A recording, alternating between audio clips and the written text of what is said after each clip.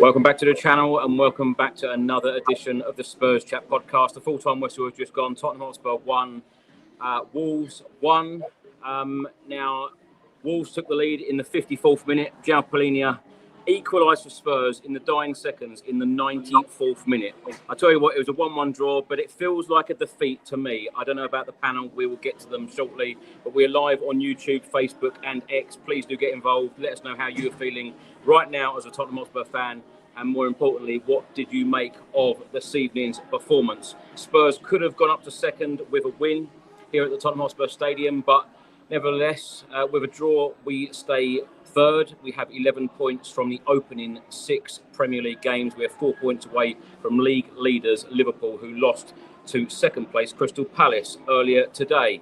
Now, the match facts and stats. Tottenham Hotspur had 51.5% of the ball. Wolves had 48.5%. XG Spurs 0.88 to Wolves 1. Shots Spurs had 10, Wolves 9. Shots on target 3 apiece. Now, total touches inside the opposition box. Tottenham Hotspur 24, Wolves 16. Goalkeeper saves 2 apiece. Fouls committed, Spurs 9, Wolves 11. And corners, Spurs had 10, Wolves had 9. Now, let's introduce the guest. Back with us is Ulchi, all the way from Istanbul in Turkey. Ulchi, how are you? Feeling a bit glum, to say the least, from that performance. But yeah, overall, I'm okay, Chris. Well, great to have you here. And also back with us is channel regular Kate from The Perfect Match. Kate, how are you? I'm good, thank you. Still smiling. You know, you win some, you lose some. It's a process. I'm not having a meltdown. I'm chilled. Or you draw some. Yeah. Or you draw some. Now, joining us for the very first time on the Spurs Chat podcast is Jimbo, also from The Perfect Match. Jimbo, how are you? I'm good, thanks, Chris. You look a bit down, Chris. Don't be so down. We're doing all right. Do you know what? Jim, let's start the show with you. Let's get your thoughts on tonight's game, because I personally felt the first half Spurs were decent. We were unlucky not to score. Of course, we had the ball in the net from Mohamed Kudus after a really good move of Bergvall. Of course, went to VAR, got disallowed. He also hit the bar, had a shot that the goalkeeper saved as well. I felt like the first half was pretty decent. All we didn't do is put the ball in the net. The second half, I didn't feel like we were creative enough. Do you agree? Yeah, I think that, see, I don't look at it just the one game. I look at the overall. Right, we've had, I think, is it 9 games under Frank? And we've lost 1. You know, it's a slow process. I'm not worried at all. We come away with a draw there. We was lucky to come away with a draw in the end. But I mean, if you look at it overall, the whole match, I think it was 1-1 was fair. But it's no meltdowns yet, please. Let's all keep our feet on the ground and look at the overall picture, Chris. And I think overall we've done really well so far. Jim, I know you're a regular viewer of this channel. You know that we don't do meltdowns here, and we are we're realistic people. We're realistic people on this podcast, so no meltdowns. And I agree. Thomas Frank has done a great job, but I just felt like we lacked that creativity, especially in that second half. Audrey, let's come to you. What do you make of tonight's 1-1 draw? I agree with a lot of what you and Jim has said. First half, I felt we were on top, especially the second half of the first half. I think, again, we started a little bit slow, I felt. But as the first half went on, I think we really took the control of the game. We kind of took control of the pace and everything, and we probably had a lot of the better chances. There weren't that many chances, but we had the better of them, I think. As you said, we had the ball in the back of the net, but, you know, just slight offside there.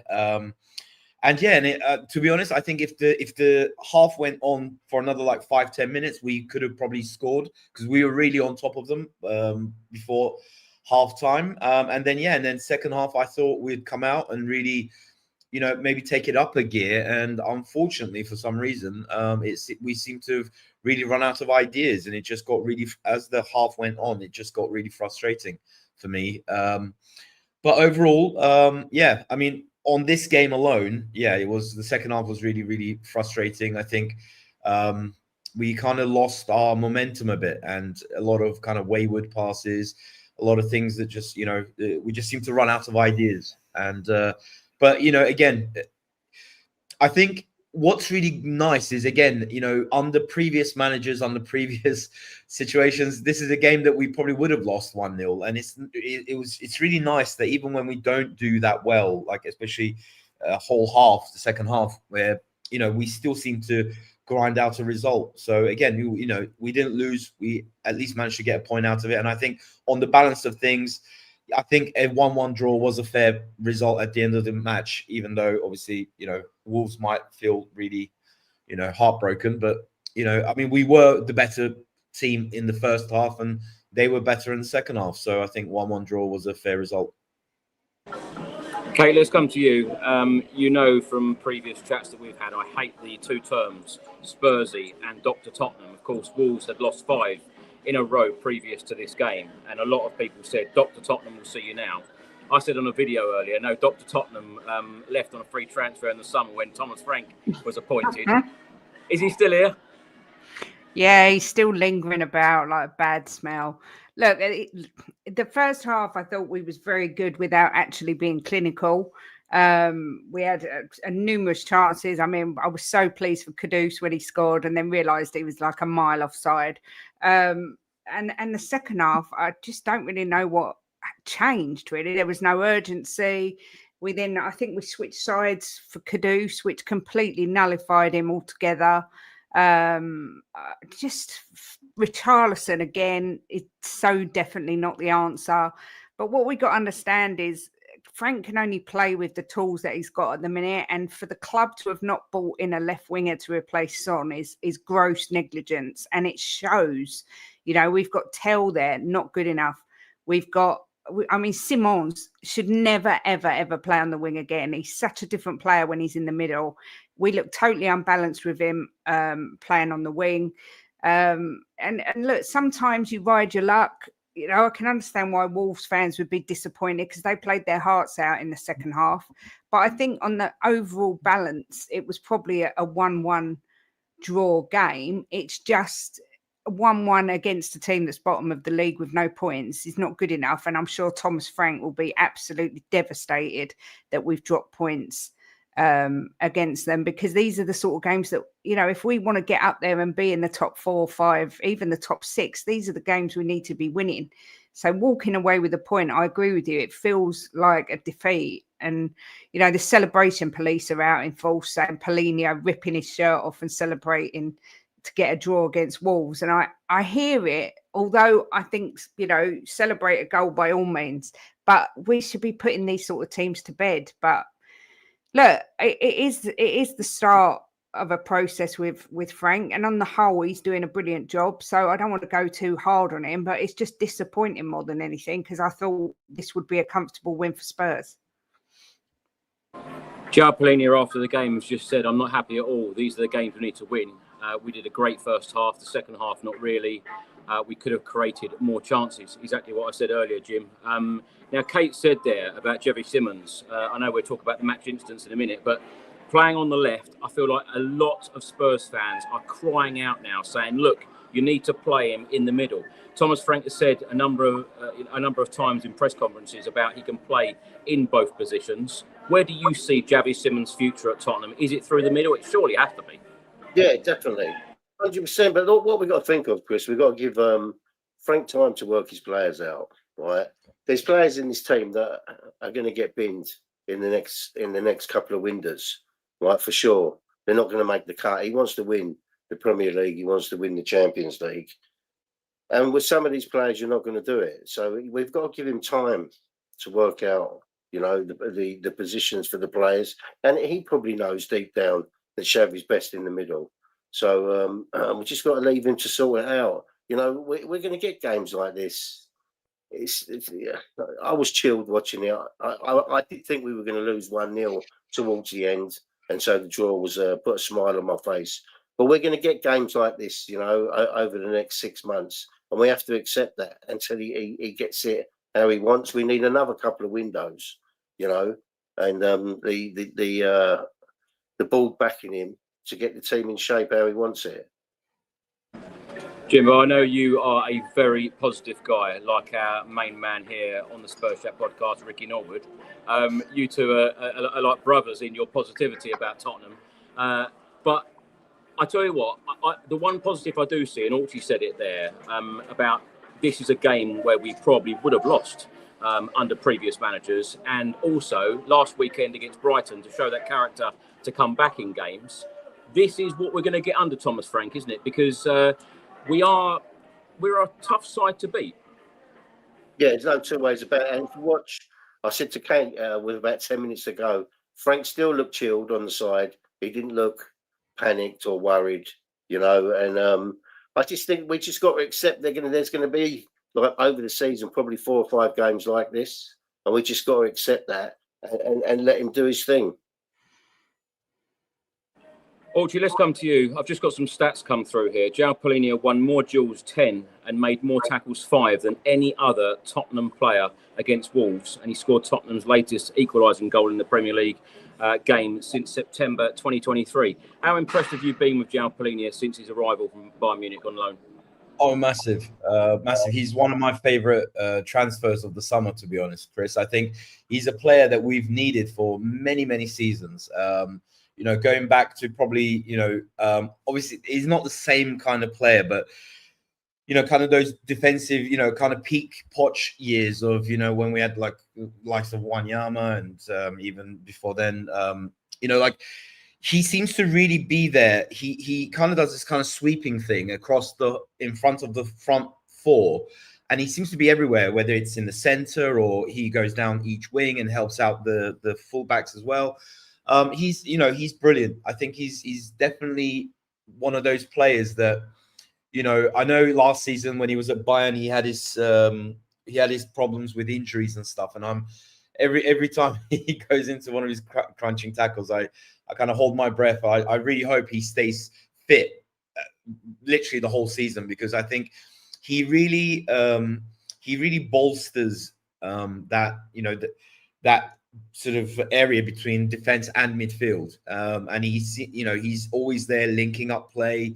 I think Bentancur at the start of this season, he's having some good moments, he's having some not so good moments, but I think going forwards he could form a good relationship, maybe. Like, again, as Jim was saying, we're still at very much the beginning of the Frank era, and I think given it a bit of time, I mean, I kind of said this in the last live show that we had. We're still in September, he's been there the last couple of months. So I think a couple of months into the season, I think a lot of these things are going to become a lot more, things are really going to settle down. But yeah, I mean, coming back to, your question was about Palhinha, one of my favorite players, one of the, I think one of the most important signings we had this summer. He's really made a difference, I think, to the team. Kate, I know you're always direct on this podcast, so I'm going to ask you a very direct question here. Who were you impressed with today, and who weren't you? Palhinha, obviously, I was impressed with him. I think he mops up very well. I thought, I've seen a lot of people in the chat slagging off Udogie, but I thought in the first half he was very good. He was very quick and he looked like he was linking play, but again in the second half he disappeared, but then most of them did. Who wasn't I impressed with? Vicario. I thought he was at fault for the goal. I think he should have done better. He should catch the ball. I mean, why does he insist on punching it out? There was people blaming Palhinha for that, but I mean, you trust your keeper that he's going to catch that ball, and he literally just pushes it in the path of Palhinha and the Wolves player. So I was disappointed with him. I was disappointed with Simons. I thought it's his worst game or worst minutes for us. But he was playing in the wrong position, as I said earlier. I thought Bentancur was sloppy. I thought Kudus was good in the first half, poor in the second, but I think that's because he moved him around. Just going forward, just even Bergvall, it just was very, very, very sloppy today, I thought. And we have Johnson come on and you're hoping he's going to change the game. And he didn't really do anything either. There wasn't a lot of positives to take from it, if I'm perfectly honest. There wasn't anyone that stood out where I went, yeah, he's brilliant. I just think if I had to pick someone, it'd be Paulinho. Apart from that, I'm not going to really. And Kudus in the first half. That's it. That's the only positives for me. Everybody else could have done better. Jim, I know you're in the same house as Kate right now. I know you're in separate rooms. Do you agree with her? Yeah, I do. I think she's a bit harsh sometimes. I think that I think the first half they did well. They were really pushing to get that goal. But I don't know what happened in the second half. They were so sloppy. The passing just was nowhere, was it? And they were second to most of the balls. But look.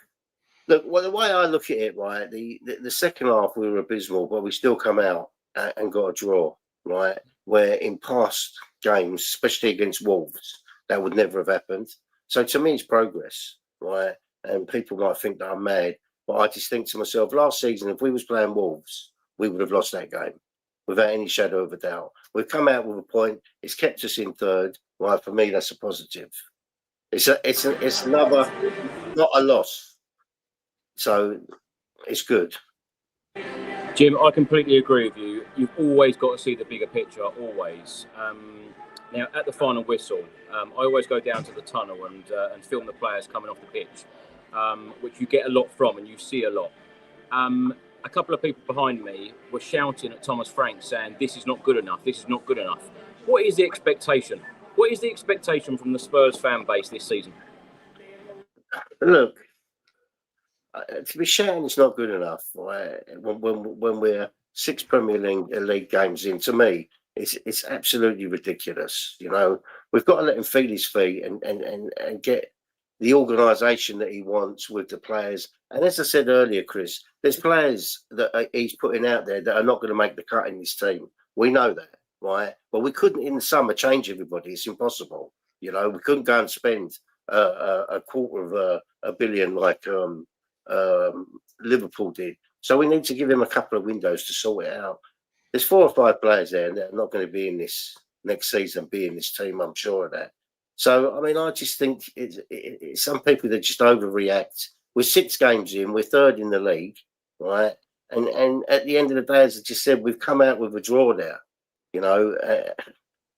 Last 3 seasons, we would never have come out with anything with that match. Audrey, let's come to you. Let's talk about the starting 11 today. Vicario, Spence, Romero, Van der Ven, Udogie, Paulinho, Bentancur, Kudus, Bergvall, Simmons and Richarlison. Subs this evening, Danso, Gray, Johnson, Kinski, Odegaard, Porro, Sarr, Scarlett, Tell. What did you make of the starting 11 when you saw that come out before the match? Yeah, I mean, I think I definitely want to see Simmons down the middle. I thought that was a bit, because we know when he plays in the middle, he is a lot more effective. He can influence the game a lot better.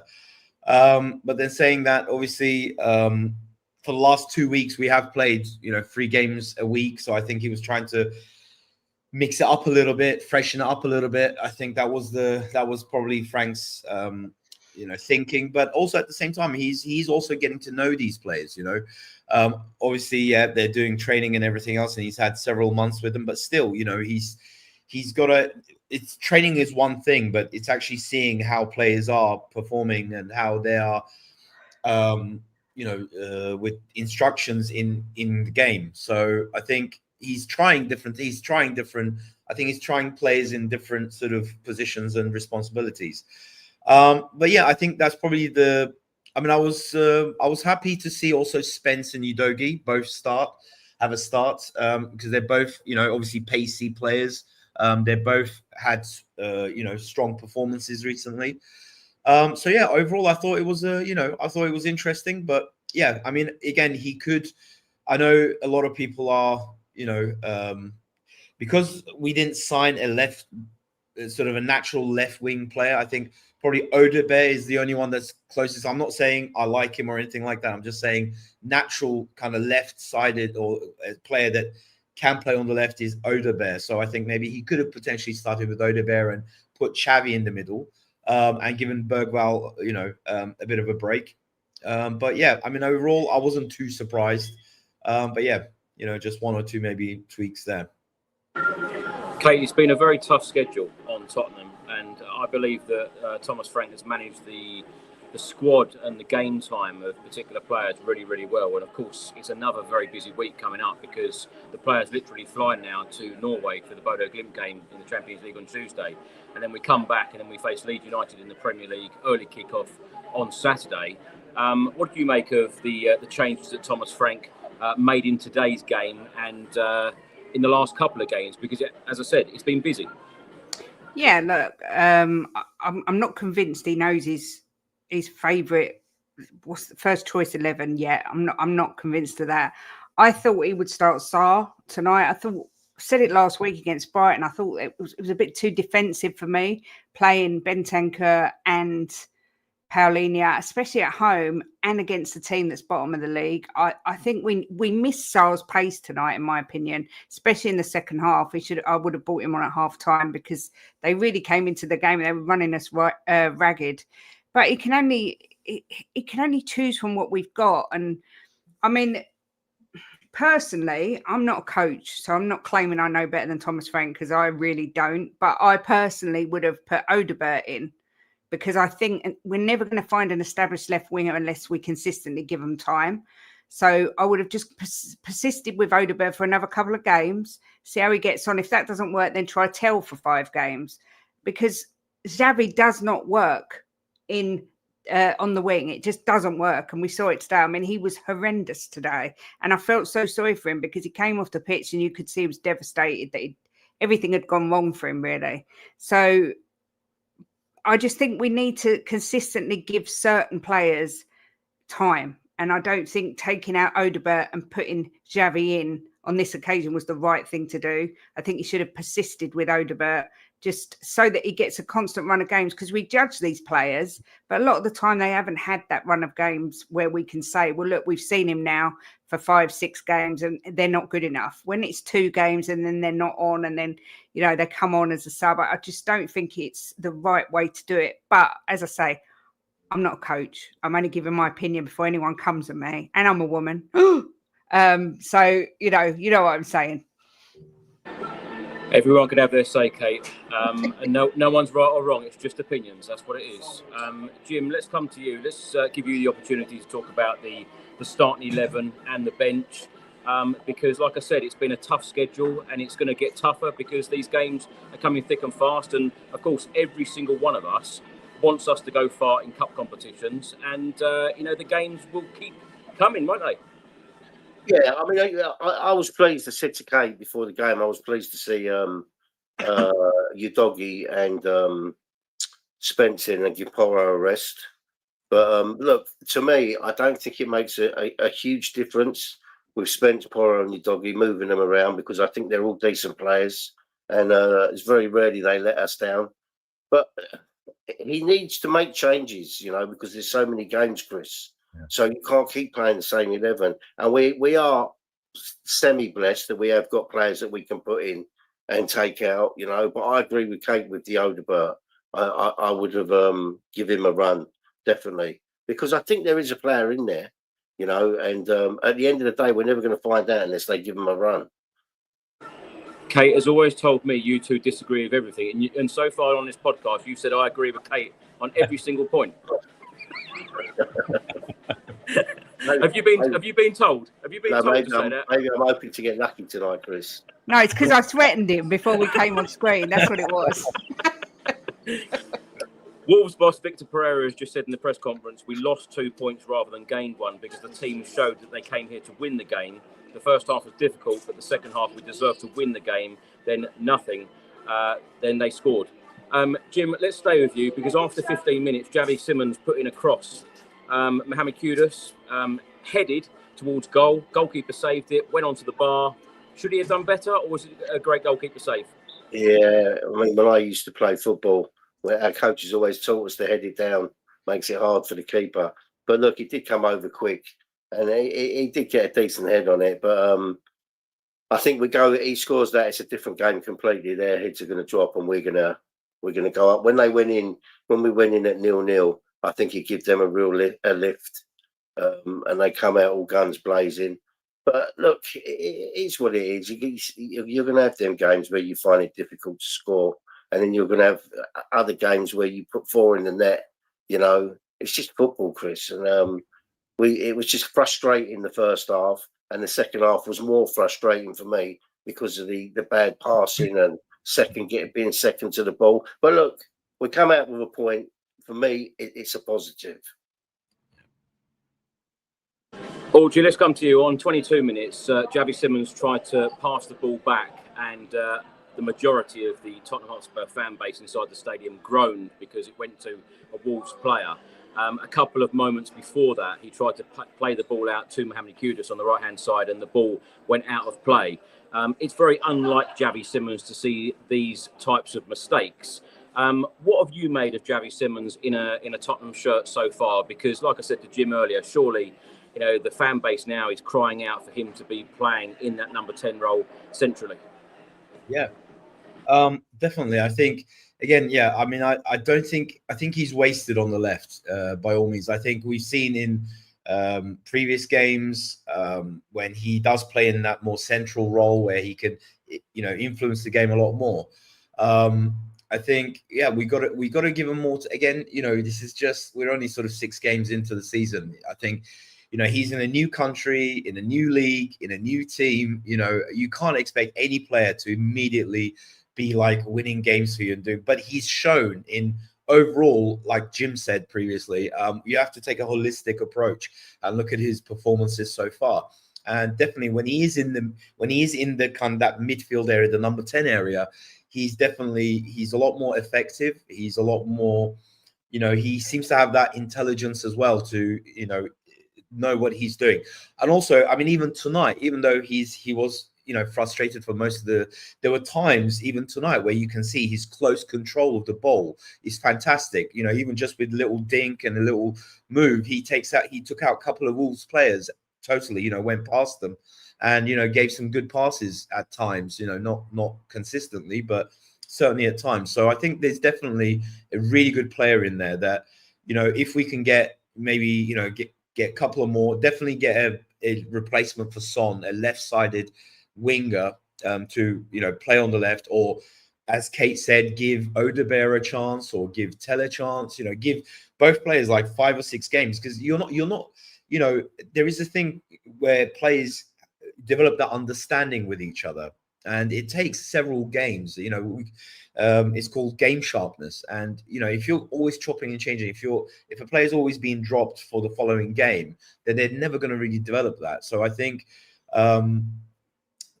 we, you know, and same for Xavi. I think if we give him a few games and that number 10 role, I think that will probably, you know, he'll get used to that role. He'll get used to playing with the players around him, and you know, get even better as. But I'm like we've said so far, I'm not really panicking. I think we're definitely seeing some really, really good things out there. As I said, this is a game that we would have lost under probably previous managers. But again, we managed to, even though we didn't play that well in the second half, we managed to get a draw out of it. So I think we gotta be patient as, you know, Spurs fans. I don't think we need to go too crazy. Yes, it's disappointing. I don't like drawing. I don't like losing. But I'm seeing a lot of positive things so far in this limited period that we've had. And you know, Palhinha and Xavi are the two my favorite transfers this summer. Well, obviously Kudus as well. Kudus has done really, really well as well since he started. But again, we seem to be swapped, like this game on the second half. He got swapped to the left-hand side when Johnson came on. I don't think he's not really a left-sided player. So, you know, we've got to play some of these players in their best roles, I think. And Xavi definitely is number 10. I think Kudus is on the right. So, yeah. Audrey, is interesting because both you and Jim have said the same thing. I'm not panicking. Surely no one's panicking at this stage. Surely no one is panicking. We shouldn't. It's going to take time, Chris. It's going to, you know, as I know, like I've seen in some of the chat as well, like people are saying, well, you know, he's been there 3 months. He's had enough time. It's like, 3 months isn't enough time. He hasn't had the games to try out some of these players. And as Jim rightfully said, I think he's trying out players. He's trying out who he can rely on, who's actually taking the instructions, who's executing the instructions as best as possible. And I think in the next couple of months, certainly by Christmas, I'm sure he's going to know by the January transfer window, he's going to have a good idea of who he can rely on and who's not, maybe up to the quality that he's expecting, so he'll have his ideas on, who in whether it's going to be in the January transfer window or next summer's transfer window, who he's going to want to maybe replace, and what kind of players, what kind of profile players he's going to want to bring in. But you've got to definitely give him a few more months at least to really bed in his system and also get a good understanding of, and Kate rightfully said, I think he still doesn't know who his best 11 is. And I think this period is when he's going to find that out. And he's going to get plenty of game time to do that because, as you said, games are coming thick and fast. We're playing 3 games a week until probably Christmas time as well. And yeah, so, and so far, I mean, we've only lost 1 game in the league, everything, again, taking a holistic approach. We've only lost 1 game. And last week, again, the Brighton game as well. That's a game we would have lost under previous managers. And we showed character and we came back and we got a draw there. And tonight, okay, we're at home and we should be beating teams like Wolves. But, this is the start of a new era, start of a new manager. And I'm not panicking because I'm seeing a lot of positive things that we didn't have previously. So, I think we're going to be fine. I think in Thomas, we should have faith. I'll tell you what, I think if you'd have said at the start of the season, at the end of September, after 6 games, Spurs would be sitting in 3rd place, 4 points behind league leaders Liverpool, I think everyone would have taken that. So, as Jim said, see the bigger picture. I always see the bigger picture as well. Kate, let's come to you. After 23 minutes, you mentioned Destiny Udogie earlier. I don't know whether this is me being really harsh, but I felt that Destiny Udogie got into a number of really good positions a number of times in that first half, but he just held on to the ball for a split second or a second too long, because after 23 minutes, there were 3 others with him. Spurs broke. He was down the left-hand side, obviously. He put a ball into Bergvall. He couldn't control it properly, went through to the goalkeeper, which was a disappointing break for us because we should have probably done a bit better. And there were a couple of other instances that I can talk about shortly. Exactly the same thing. Is that me being too harsh because he has only just come back from injury, but we do expect the best? No, I do agree. I think a couple of times he should have released the ball quicker. It was like, I don't know if he thought he was going to do it solo or whether it was just a lack of match sharpness. But Jim and I did both say that he should have passed it quicker. But I just think on the game today, he was one of the ones that I thought played better than. I mean, all round it, I can see people in the chat, and all round it was a bad game. But we were a 17th place team last season, and now we're sitting 3rd in the table. And it is only September. I get it, but to think that there was fans shouting at Thomas Frank at the end of the game that this isn't good enough, to me, it shows such an entitled mentality because it's going to take time, and he's been left with this squad of the likes of Tell and Johnson, and then they're just not good enough. And look, I prefer Spence playing where Udogie plays, but I get it that Porro needed a rest. So, I like Udogie. I just personally prefer Spence there. But look, I think you're right, Chris. I think he did hold on to the ball too long. But like you say, it could be a lack of match sharpness because he hasn't been back from injury that long. Yeah, after 25 minutes, Wolves hit a shot over the bar from range. And by the way, they didn't have a shot on target in the entire first half. Kate, let's stay with you. After 27 minutes, that disallowed goal, great link-up play there, wasn't it? And a great finish from Mohamed Kudus. And the link-up play with Lucas Bergvall. Bergvall seems to be getting better week by week, month by month. He's going to be one hell of a player. And I think it's fair to say as well that Mohamed Kudus has been our standout player of the season so far. Would you go along with that? Yeah, I think so. I think everything good and creative seems to go through him. It was a fantastic finish as well. When it first happened, we literally screamed and cheered. But when you watch the replay, you realise just actually how far offside he was. But the whole build up to the goal was brilliant, and it sort of. After seeing it, I thought, well, this is going to be a walk in the park. You know, we're going to get 3 or 4 here. Just keep up this tempo. But obviously, football's football, and it didn't happen that way. But yeah, he's been brilliant for us. I mean, if West Ham's loss is most definitely our gain, and like I say, I think I don't know if I'm right here, but I think they switched Kudos to the left in the second half. Yeah, and it just completely changed the whole creativity of the game. It nullified him completely. Because he's comfortable on the right. And like you say, he's been our best player, and everything good, everything creative comes through him. And defenders don't know what to do with him because you never know where he's going to go. And he's got so much confidence. So it was just gutted because I really wanted him to score his first goal, but it will come. Jim, let's come to you. After 30 minutes, Spence cross, Mickey van der Ven with a diving header which was blocked. A couple of minutes later, Javi Simmons got a yellow card for a sliding tackle. On 36 minutes, Richarlison overhit a cross. The fans were frustrated at that point, and there were a lot of groans around the stadium. What did you make of Richie today? You know what? I said earlier on a podcast that he's a purple patch player. I mean, you'll have him in a game and he'll play wonderful for a while, and then he'll just go off the boil. He just falls on the floor too much for me.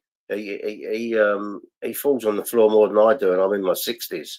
So I mean, I just honestly, he needs to keep on his feet. But it's a frustrating play. Really frustrates me because we know what he can do, you know, but he just doesn't do it enough. Look, Chris, let's be honest. Is he going to cut it if we want to win the Premier League and challenge for the Champions League? Is Richie going to be the man? He's not, is he? So I think he'll be moved on. I mean, I'm really, really looking forward to Solanke coming back and see what he can do. I mean, when he was getting the service at Bournemouth, he was knocking goals in for fun. So I'm hoping if he gets the service here, we get the same Solanke. But for me, I've stuck up for Richie, you know, so much, but he's even starting to get on my nerves a bit now. Jim, let's stay with you. After 38 minutes, Wolves had another shot which went over the bar. 3 minutes later, Mohamed Kudus crossed from the right, hit on the volley from Lucas Bergvall, which went over the bar.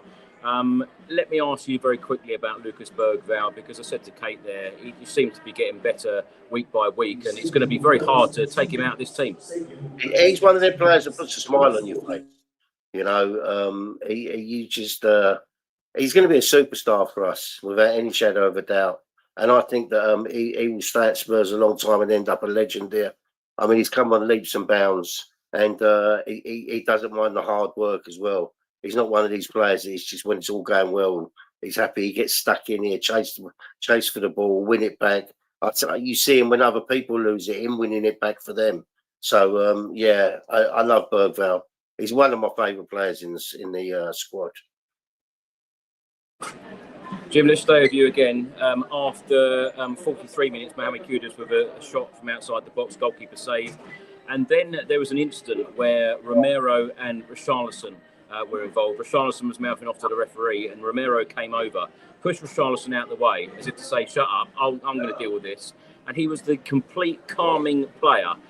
This is twice I've seen this season. Yeah. And I still find it weird.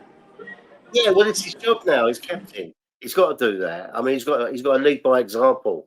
It's no good us having the Romero that was getting yellow cards and sent off. So it's nice to see it. I mean, I think that he's actually been playing better this season as well. He seems to be very calm this season, and his long passing's been better this season. So it's nice to see him put Richie in his place.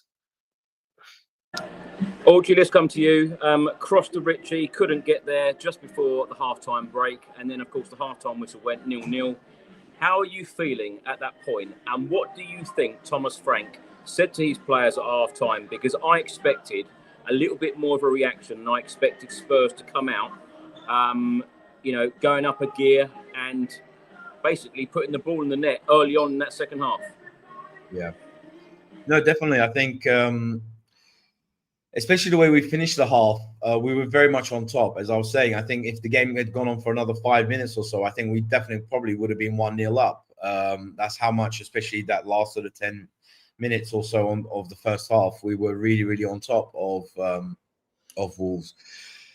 Yeah, I agree with you. I thought at half time, I mean, he probably would have said, look, lads, basically more of the same of this last sort of 10, 15 minutes. You were a bit slow at the beginning, some wayward passes, etc. But yeah, just really press them, and just more of the same. But yeah, I mean, as soon as literally we came out, I thought, I mean, initially in the second half,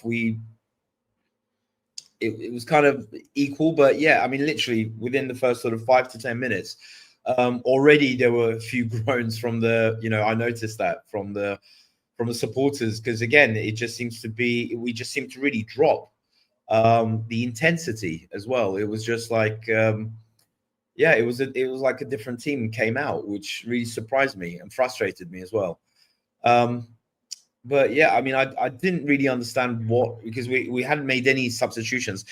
Mind you, saying that Wolves made 2 substitutions, and I think both of the players that came on actually did really well for them. Especially one of them was that Chinami or whatever his name. I'm sorry, I probably murdered his name, but he caused us a few problems. He started causing us a few problems. So I think the 2 players that came on for Wolves did make quite a bit of a difference for them, and they seem to be. I think probably Pereira, probably had a massive go at them and said, look, you got to get back into this game. You got to, start, you got to really start intensely. And that's exactly what they did. And they seemed to kind of frustrate us. And we just seemed to be then second to a lot of the balls, a lot of the, 50-50 situations. So, yeah, I think it was a bit of, Wolves substitutions and also us, I don't know, just maybe we thought, maybe some of the players, and it could also be, I mean, again, I don't like to use, people probably can say excuses and stuff, but it could be, some of those players also played during the week. They played last weekend. They played, in the Champions League game. So it could be, maybe some of these games maybe catching up to them a little bit. But yeah, it's still not an excuse though. At home, in front of your home crowd, you need to be doing a lot better. I mean, I can understand if it was like the 60th, 70th minute, but literally from the start of the second half, we seem to have really dropped. And yeah, and maybe it's because Wolves turned up their intensity. They started asking a few questions of us, and with the changes that they had, maybe some of those players just kind of was, caught out by that. I think Doherty, sorry, Chris, I was just going to say, I think Doherty hitting the crossbar right before half time really probably gave Wolves a little bit of hope, because they knew then they could get, maybe there's a chance there.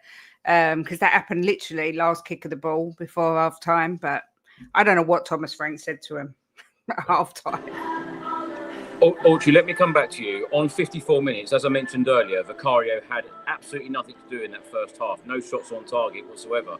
On 54 minutes, Wolves scored the opening goal of the game. Vicario saving a header from a corner, but the ball then hit Polinia, bounces back, and then all of a sudden, Wolves are celebrating. Everyone's looking around at the Tottenham Hotspur Stadium thinking, here we go again. Yeah.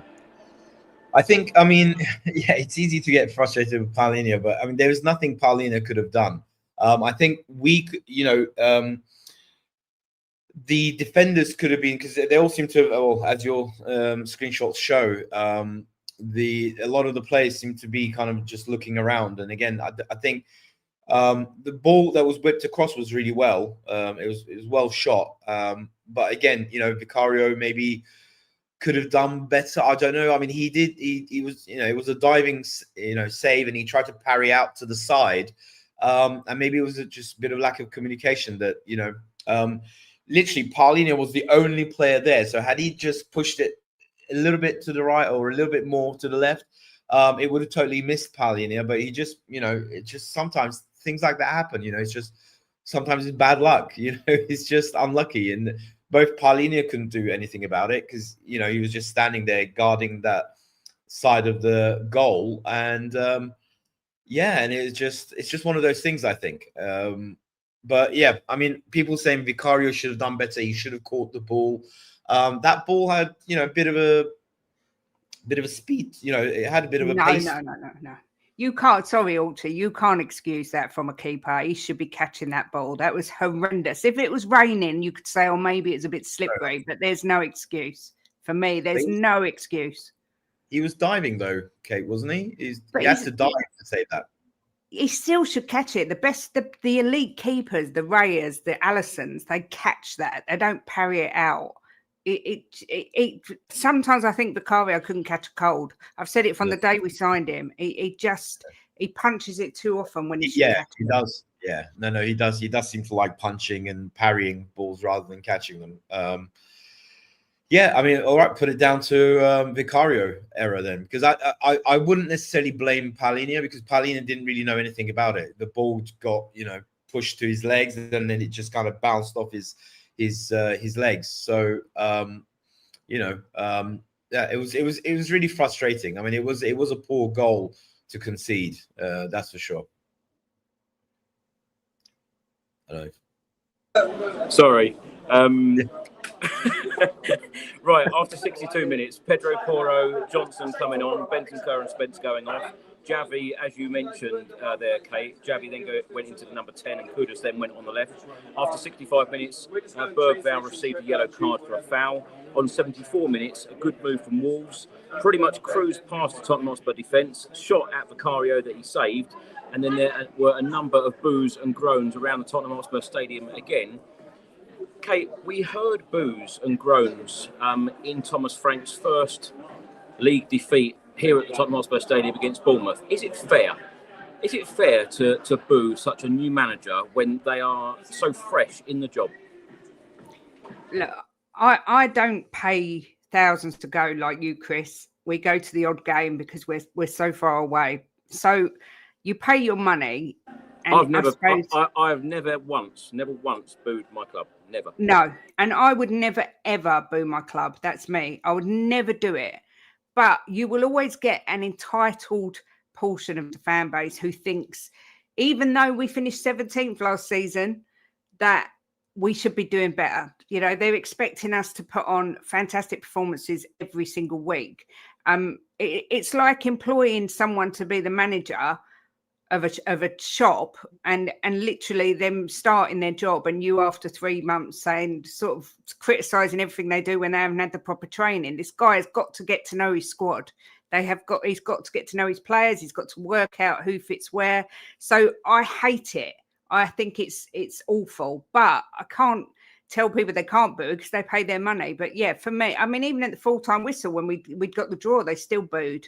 So I think it's a sense of entitlement that people think Tottenham should be maybe better than they are. And, we all want us to be better than we are. But we've got to remember, we won a European trophy last year, but we did finish 17th. So they're going to have to give this guy time. Otherwise, we'll end up sacking another manager. And then where do we go from here? To me, it's madness. I can't get my head around it. Thomas Frank has just said in the press conference, I think we needed a top performance to win, but we put in an average performance. We still ended up with a point on a day when things didn't go right. Jim, let's come to you finally on the game. After 78 minutes, Javi Simmons and Bergvall went off. Sarr and Odebear came on. 2 minutes later, Pedro Porro put in a cross for a Richarlison header over the bar. Romero then shot from 20 yards after 82 minutes. On 84 minutes, Matisse Tell came off. Tell came on. Udogie went off. And then, of course, in the dying seconds, 94th minute, João Palhinha, right-footed, bottom corner. What a goal. Very calm. He took that very calm. He just stroked it in. And they didn't whack it, try and blast it in. He just placed it and stroked it in. But Chris, what we've all got to remember, right? I think this is really important. This is the Premier League, right? We've seen today, just not by our result, by other results. Teams can lose against the lower clubs, right? And teams can draw against the lower clubs. Wolves are fighting for their lives. They haven't won a game yet. So they're going to give every team a hard game, They need them points. So, I make stupid predictions, but it's always going to be hard no matter what team you play in the Premier League because everyone's fighting for something, So it was never ever going to be easy. we've proved over the last few years that our record against them is not great. They're always a tough team to beat, and if you look at some of the games they've lost this season, you know, they haven't been like walked over by everybody. So it's just look, it's a 1-1 draw. The thing is, as well, Jim, you knew that if they scored the first goal, they were going to just defend for their lives. Because they shut up shop, everybody gets behind the ball. A lot of time wasting. Yeah. We've come out with a draw from the last. I think have we beat them the last 5 times we played them? Don't think we have. I think this is 6 games on a row we haven't beat them. So let's just keep calm, let Frank do his stuff, and we'll see at the end of the season where we are. Now, I did say to all of you that this would be a short podcast this evening, but I've got a final question for you all, Jim. Let's start with you. Of course, another very busy week coming up. Bodo Glimt away in the Champions League on Tuesday, and then followed by the Leeds United away game in the Premier League on Saturday. How will Thomas Frank rotate the squad again? And feel free to give me a predicted lineup or 2 score predictions, or 1 if you wish. It's very hard to say with Frank, Chris. He kind of baffles us all with his